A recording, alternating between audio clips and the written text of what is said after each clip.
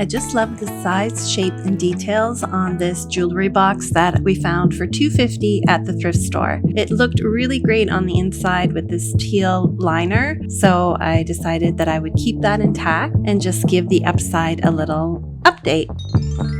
After wiping down the entire surface, I did my best to remove all the hardware. These little knobs or handles just unscrewed and came right out. And then I was able to give the entire surface a coat of white chalky paint. The chalky paint is really great for these types of projects because it provides really good coverage. You only need maybe one, sometimes two coats, but we'll be decoupaging this piece as well. So I really wanted to have a nice light surface underneath my napkin so that the design would show up really nicely. I used that same white chalky paint to paint a coat over the fronts of the drawers as well.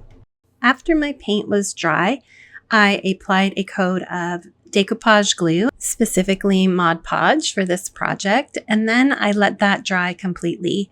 We're going to do the iron-on method, so this works really well when you have a flat surface. You can see once that glue is dry, you can place your napkin down on there and even move it around if you need to, but I simply put a piece of parchment paper over top and then ironed the napkin into the Mod Podge using my mini iron. I trimmed the excess around the outer edge using a little sanding block, and look how beautiful that turned out. So perfect and smooth as if it's painted right on there. Now it was time to continue working on the front drawers. So I painted them white and again applied a coat of Mod Podge to the surface. I envisioned covering just those little square sections that were kind of raised from the background. And so after the decoupage glue was dry, I simply used some parchment paper and again my heat iron to press that in there and then trimmed off the excess with my sanding block and a little utility knife to get right into all those little grooves. And this was turning out so pretty with that red and blue napkin.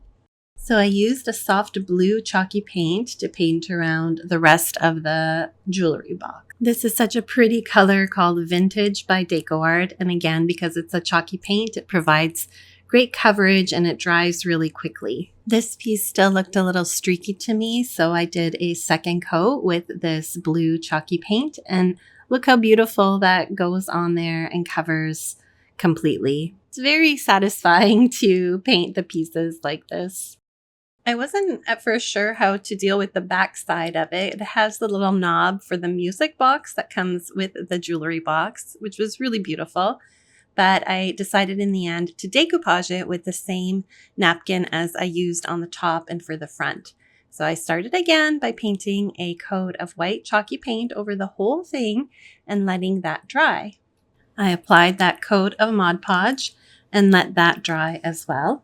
I like to use a little bit of the Mod Podge on my tip of my fingers to help separate those plies of the napkin. It's a really easy trick to do that. And then once I had that single ply, I placed it over my dried Mod Podge on the back. This one was a little tricky because I had to sort of cut around that little knob, and then I used the same technique as before, used my parchment paper and carefully ironed the tissue into place. The backside was sort of recessed into the box, so I just had to work into the corners carefully, but it went on no problem. And then I used a sharp utility knife just to cut the excess napkin out of there. And just look how smooth and beautiful this turned out.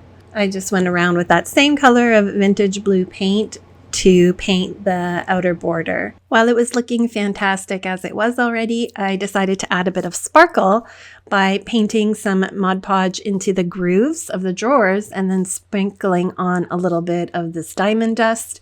You just have to be careful when you're using it that you want to seal it in, especially for a piece that's going to actually be functional like this. So after making sure that that was dry, I tapped off the excess again and then sprayed it with a coat of hairspray, or you could use any other sealer that you have. And finally, just to make sure we have a nice durable finish, I used some Duraclear to seal the top and sides and back of my piece. I can't believe that this started off as a $2.50 thrift store find. After putting the knobs back on there, I just love this. I have it actually still down in my craft area because I feel like it's more of a little work of art than an actual functional piece, but you could use it either way. I hope that inspired you to make over something old or thrifted in a way that you like to give it a new life.